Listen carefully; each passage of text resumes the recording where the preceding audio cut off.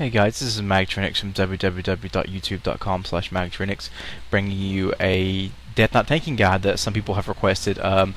Some people are extremely interested in Death Knot tanking. There aren't many around, and it's hard to find one that knows, what they're doing. For me, it's a Death Knot. There's two ways you can go as a Death Knot, gem-wise, gem, reforge, and enchant-wise. You can either stack Avoidance, which is obviously dodge and parry, or you can stack mastery, which I do. I do the latter. I like to stack mastery. Our mastery works through Death Strike, which increases the amount healed by Death Strike, and that also increases the blood shield you get from Death Strike.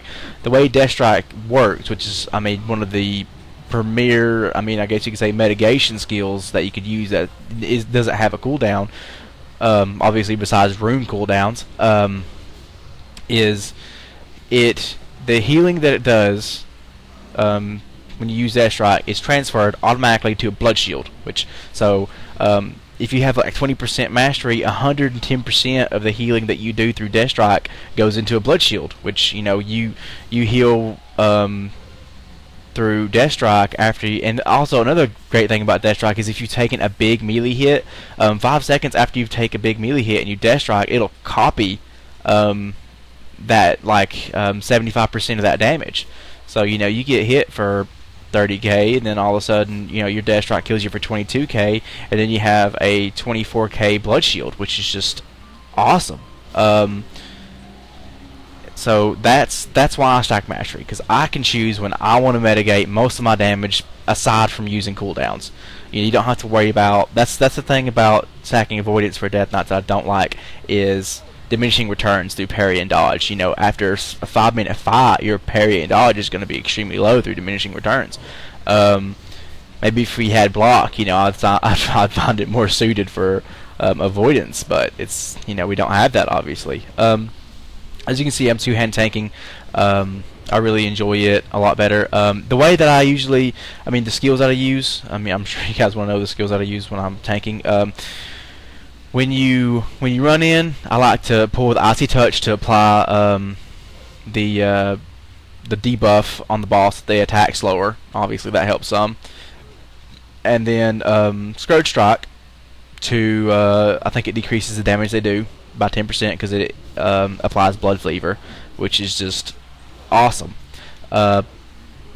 Another way that you can mitigate some damage is also, obviously Bone Shield, Dancing Rune Weapon if you're having threat issues, if you have it glyphed,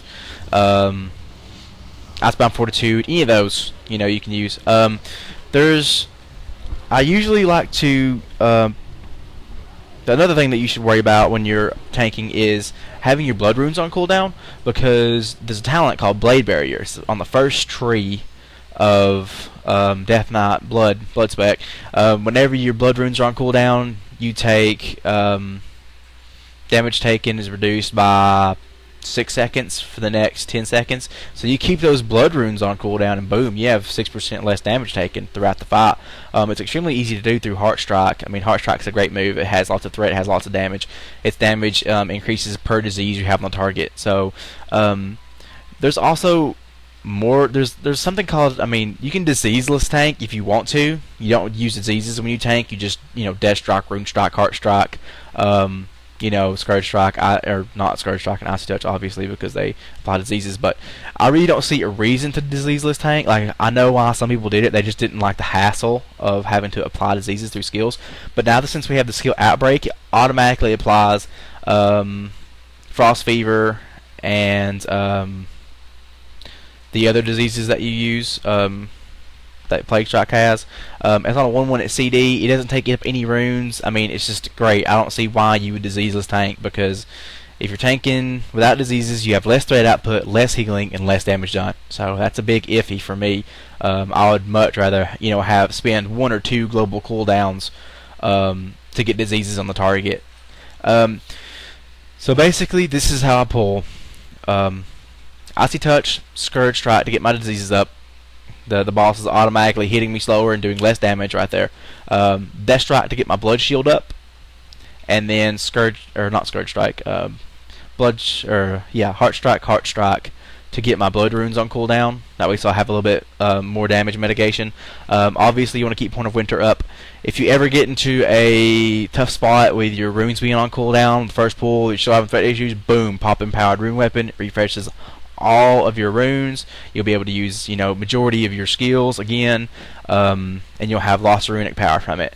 Another thing, one of our best skills, threat-wise, is Rune Strike. It takes runic power, but it has awesome threat.